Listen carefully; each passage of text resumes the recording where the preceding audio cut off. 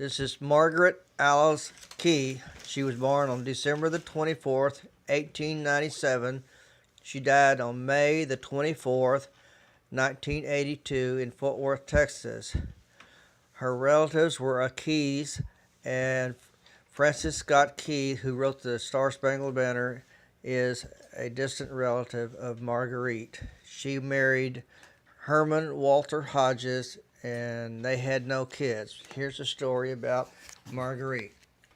Margurite then was, after they married, and Dad and Margaret, she was a real good woman and didn't say much. She was very slow and had a good wife for him, and she never had any problems with our stepmothers.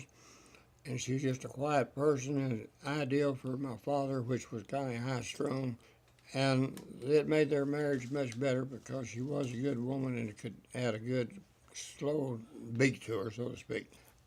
So they had many years of good marriage, really and truly. She came from a dairy farm.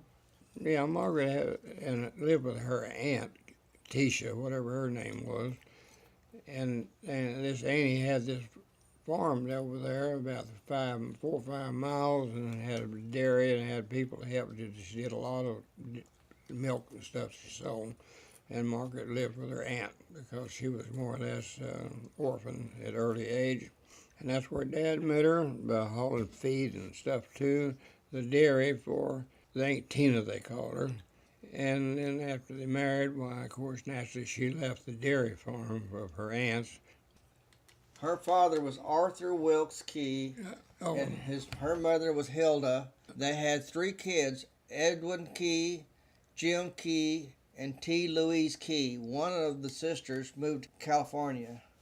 Well, now this Louise Key, she stayed with her aunt, and that's a sister then of Margaret, and that's why they were stayed with the aunt at the dairy, and that's where Dad met her.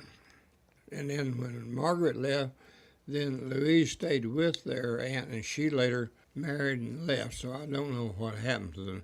Tina's, she probably died, and the dairy was closed up. I'm not sure about the final end.